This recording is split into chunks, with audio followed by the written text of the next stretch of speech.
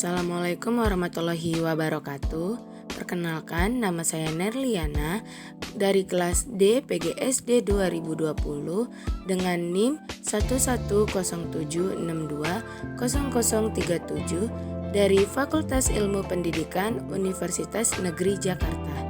Video ini saya buat untuk memenuhi ujian akhir semester mata kuliah pengembangan kurikulum dengan dosen pengampu Dr. Otip Satibi, MPD.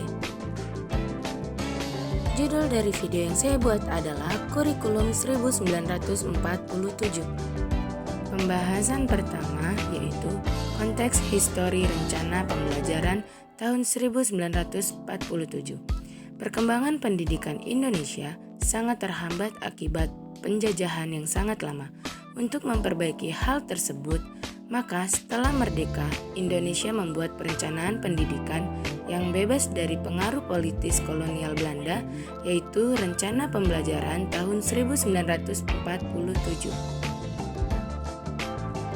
Rencana Pembelajaran 1947 dibuat berdasarkan asas-asas Pancasila sehingga bebas dari kepentingan politis kolonial Belanda. Tetapi, rencana pembelajaran 1947 baru bisa diterapkan pada tahun 1950 karena situasi di Indonesia saat itu masih belum stabil untuk menjalankan sistem pendidikan yang layak. Pendidikan selayaknya ditetapkan sesuai dengan kebutuhan pada masa itu. Akan tetapi, pendidikan belum sepenuhnya bebas dari kepentingan-kepentingan kelompok-kelompok tertentu.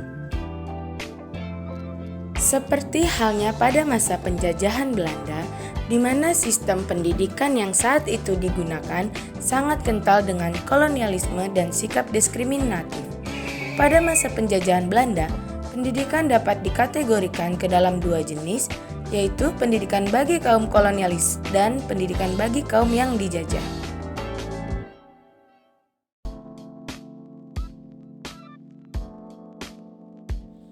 Salah satu contoh sikap diskriminatif yaitu 1. Pendidikan dan pengetahuan barat diterapkan sebanyak mungkin bagi golongan penduduk bumi perta. Untuk itu, bahasa Belanda diharapkan dapat menjadi bahasa pengantar di sekolah-sekolah. Yang kedua, ada pemberian pendidikan rendah bagi golongan bumi perta disesuaikan dengan kebutuhan mereka. Kemudian, dalam masa penjajahan Jepang, Indonesia mengalami kemajuan dalam hal pendidikan, di mana pada saat itu Jepang memperbolehkan semua lapisan masyarakat pribumi untuk mendapatkan pendidikan. Jepang kemudian menghapuskan sistem pendidikan pasca kolonialisme Belanda yang diskriminatif dan penuh dengan kepentingan politis. Dengan hal tersebut, Jepang mendapatkan keuntungan yaitu pertama, mereka tidak perlu meneruskan sistem pendidikan masa kolonial Belanda yang rumit serta memerlukan kontrol yang ketat terhadap pelaksanaannya.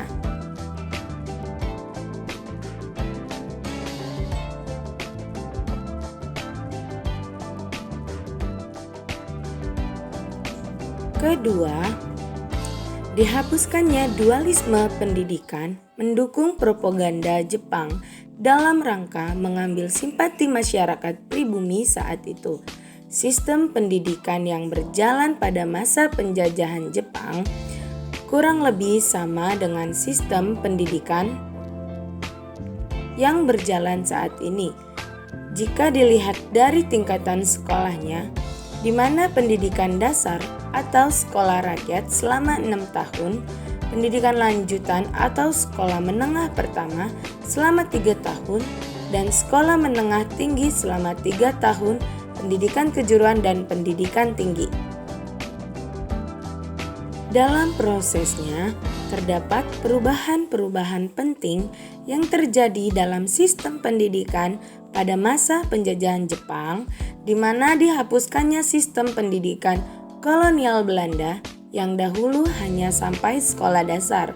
Diubahnya sekolah desa menjadi sekolah pertama yang implikasinya pada susunan tingkat sekolah yang semakin baik dan ditetapkannya bahasa Indonesia sebagai pengantar bagi semua jenis sekolah.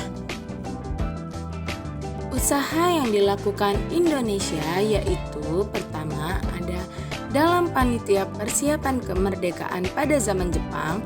Di dalamnya telah terdapat subpanitia pendidikan dan pengajaran. Yang kedua ada setelah proklamasi dicantumkan pula pasal tentang pendidikan, yakni pasal 31 yang diuraikan lebih lanjut dalam UU PP nomor 4 tahun 1950.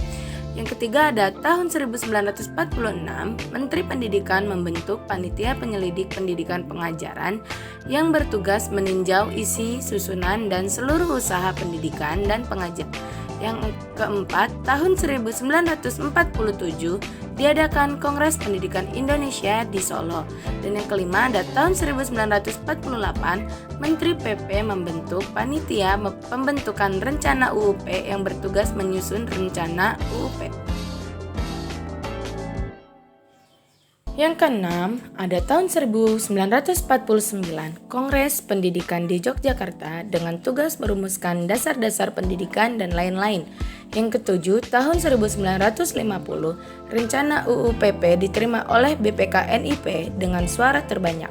Setelah disahkan oleh Akting Presiden dan Menteri PP dan K, maka RUU itu diresmikan menjadi UU nomor 4 tahun 1950 dengan nama UU tentang Dasar-Dasar Pendidikan dan Pengajaran di Sekolah. Model pembelajaran Rencana Pembelajaran 1947. Rencana Pembelajaran 1947 merupakan kurikulum pertama yang ditetapkan di Indonesia setelah Indonesia merdeka. Kurikulum ini lebih dikenal dengan istilah Leerplan yang dalam bahasa Belanda berarti rencana pelajaran. Kurikulum ini masih dipengaruhi sistem pendidikan kolonial Belanda dan Jepang, sehingga dapat dikatakan bahwa rencana pembelajaran 1947 sebagai pengganti sistem pendidikan kolonial Belanda. Rencana pembelajaran 1947 menekankan pada pembentukan karakter manusia yang berdaulat dan sejajar dengan bangsa lain. Terdapat 16 mata pelajaran yang tertera dalam Rencana Pembelajaran 1947, yaitu 1. Latihan kemiliteran, 2. Pelajaran moral, 3. Pekerjaan praktis, 4. Bahasa Jepang, 5. Bahasa Indonesia, 6. Bahasa daerah, 7. Sejarah, 8. Geografi, 9. Berhitung, 10. Ilmu alam, 11. Olahraga, 12. Seni suara, 13. Seni melukis, 14 kerajinan tangan, 15 menggambar, dan 16 perawatan rumah tangga. Mata pelajaran pendidikan agama awalnya diberikan pada kelas 4. Namun sejak 1951, pendidikan agama juga diajarkan di kelas 1.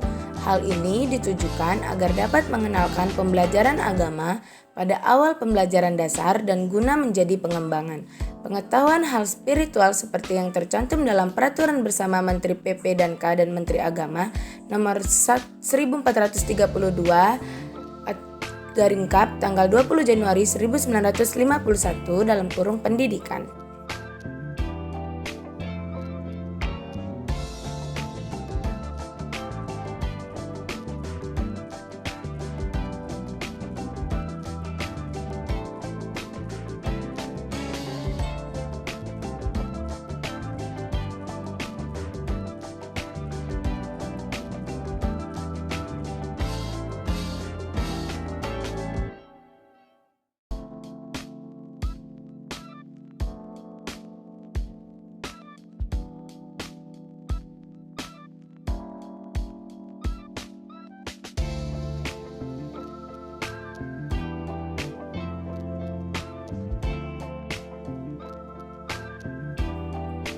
Rencana pembelajaran membedakan dua macam struktur program, yaitu 1. Untuk sekolah yang mempergunakan pengantar bahasa daerah, yaitu Jawa, Sunda, Madura, dasar kelas-kelas yang lebih rendah. Kedua, untuk sekolah yang berbahasa pengantar bahasa Indonesia. Sekian dari video yang saya buat, kurang lebihnya mohon maaf. Wassalamualaikum warahmatullahi wabarakatuh.